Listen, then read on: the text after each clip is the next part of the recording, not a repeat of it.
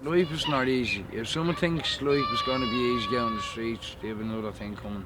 Because it's now 2016, 2009 I became homeless, yeah. Right, and since then I have been sleeping in doorways, sleeping in hostels, sleeping in laneways, sleeping in all sorts of places, yeah, where I could make myself comfortable, yeah. We've went to loads of places so I get help to get housed, yeah, and like, they're not helping me, like, they're not helping me. I don't know. They make me feel like I'm different towards everybody else. They make me feel like I'm not a human being. They make me feel this size. Like I've often been like begging down where they beg, yeah. And I'd get people saying, "Go home, go home. Would you be better off not going home?" And I'd be looking at them and I'd be nearly crying, saying, "You serious? I'd go home before you had a home." Like you get some people like well, be coming home to Temple Bar, no like little schoolboys, little idiots, like, and they think it's funny, like showing off front of the boards and pissing all over a homeless person. You would get someone that would do that, come over and start pissing all over a homeless person, and it's not nice. Like I walk through that town, I do see people, and they do be in rag order, yeah. And like I know it's probably not their fault, like, you know what I mean.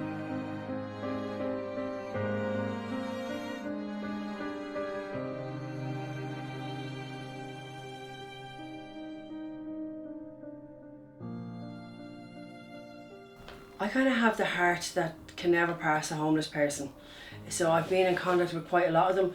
But James really struck me because although he was standing on the street with a cup and it was evident that he was begging, he was very inobtrusive the way he was doing it. He was staring to the ground and his words were barely audible. He spoke in the most gentle voice.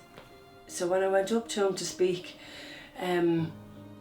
he was quite upset. I gave him money and I gave him a hug just to kind of wish him well, and he winced.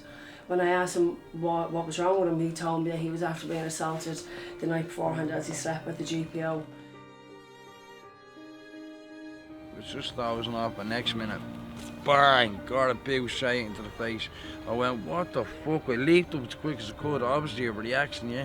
And I was dazed, and I could see the blood coming through my ears and all, from my nose and all, yeah. And I soon as see, yeah, and I seen about 4 or 5 youngsters. Next minute I seen one, I heard one of them saying, give me another one, bang, gave me another dig, yeah. To be honest with you, it was more his emotional state that caught me. Really tugged at my heartstrings that day. Took everything on me. I don't know why they done it. They were just being bullies, they were being little cunts, they were, yeah. I had asked James would he like to accompany me for some breakfast because I was going to be going anyway, and he told me he wouldn't be allowed into McDonald's because they don't allow homeless people in. They have them all barred. Now my children work in McDonald's, so I know that this wasn't true. And I ordered food. We were only a couple of minutes waiting, and when I sat down beside him, to be honest with you, the minute I put the tray down, I noticed he was crying. And I got such a lump in my throat. The tears weren't even rolling down his face. He was that bent over. The tears were literally falling from his eyes straight onto the table. So I gave him some tissues to dry his tears, and we sat down and we were talking. And James started to explain to me a little bit about his life. Because I'm used to working with homeless people, so I don't mind. I'd address things directly with them. So I asked him what had him on the street, and he told me he was homeless about 6 years since his grandmother died. She had become his sole carer throughout his younger life. And he had explained to me that he'd been in prison and just kind of how bad his life was.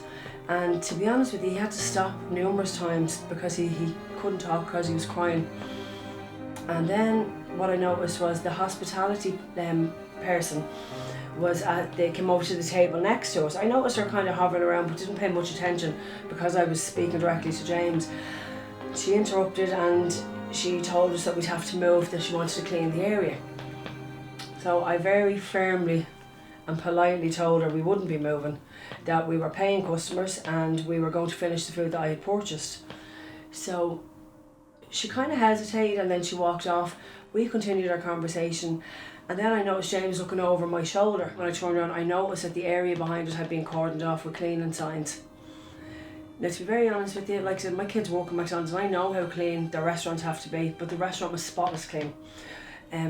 The signs like that were literally, they had cordoned my chair in. So I addressed then directly to the manager and I asked her, was there a problem? And she said if the area had to be cleaned. So I just said to her, well look, you know, it's clean enough already, we're eating our food, we're paying customers, you can do it when we're finished.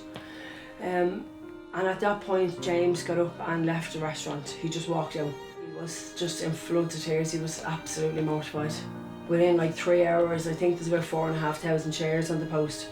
So I knew at that point that this was kind of going to create a bit of a media storm. So the following day I got a phone call confirming the email and to invite me to a meeting with the Director of Operations and I think it was the Business Finance Manager of McDonalds in Ireland. One thing that struck me when I was on the FM 104 phone show is a guy rang in and he was referring in the most derogatory terms to homeless people. He was calling them junkie scumbags, saying that they were a plague on earth.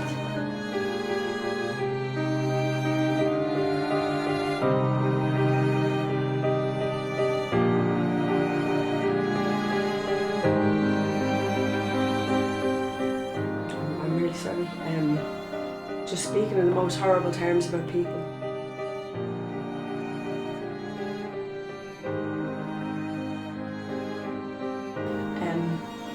Not everybody that is homeless is an addict, and even if we separate them and we look at just take even the people that are addicts that are homeless, no mother gave birth to a child with the hopes and aspirations that her child was going to become what society deem as a junkie scumbag that's going to sit out on a bridge and beg. No human being, when they're in school at any point, when they're asked what do they want to be when they grow up, would say I want to be a homeless beggar on O'Connell Street.